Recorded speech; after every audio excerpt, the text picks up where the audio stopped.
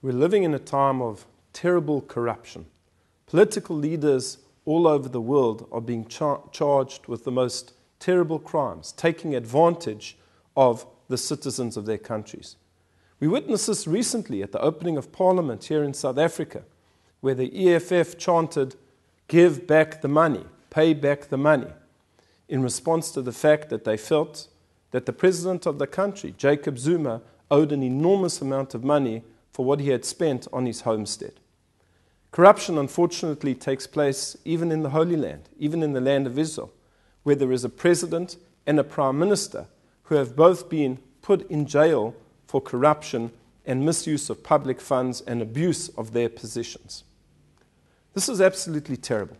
What does the Torah say about leaders and how they should behave with integrity and honesty?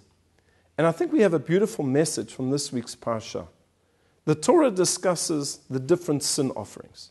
A person, by mistake, committed an error, a very, very serious error.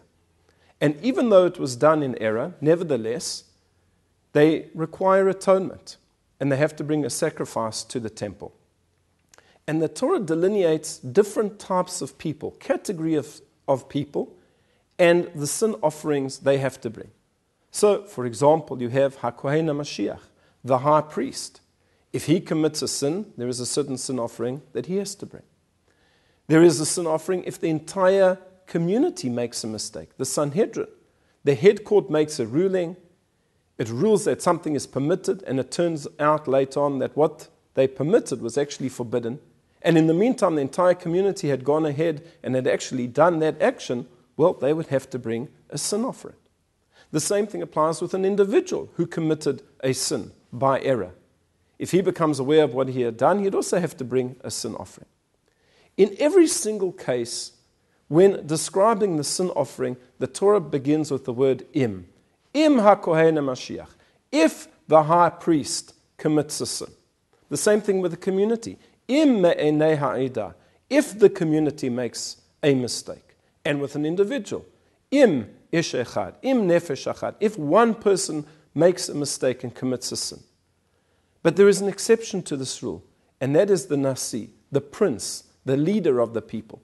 There the Torah says, Asher Nasi Yecheta, which could be translated as when the leader sins. Why is it that here, in reference to a leader, that the Torah uses a different phraseology? It doesn't say if the leader sins, but Asher, when the leader sins. And some commentators explain that the word Asher indeed means when. Because as a leader, it's not a question of if you're going to make a mistake, you are going to make a mistake. And therefore the Torah says when the leader makes a mistake, he should come forward and offer a sin offering. But Rashi has a different take on this matter. And he says that the word asher does not mean when, but it's from the word ashrei, which means praiseworthy. Asher nasi yecheta. Praiseworthy is the leader who commits a sin and yet is prepared to admit his sin.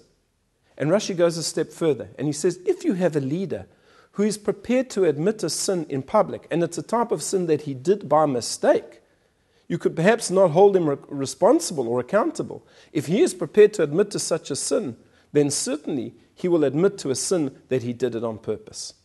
And therefore praiseworthy is such a leader. And this is an incredible insight. The Torah is not expecting our leaders to be sin-free. That's almost impossible. Even the greatest Jewish leader who ever lived, Moshe Rabbeinu, our teacher Moses, committed a sin. The thing is that he admitted it, and he repented for it. He realized that he had done something wrong. And this is something that we see particularly in the life of David HaMelech, King David. King David was known as the ultimate Baal Tshuva, penitent. He did many wrong things, but in every single case he admitted it.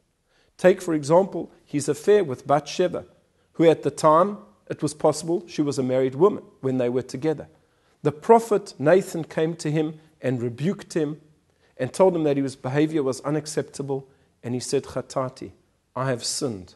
And for the rest of his life, he lived with that. And many of his psalms reflect the fact that he had sinned.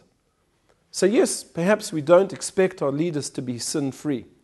But if they have committed a crime, to come out in the open and say, we've done wrong, we're prepared to repent, we're prepared to become better people. And in that way, we can build a society that is corruption-free. I wish you a Shabbat Shalom.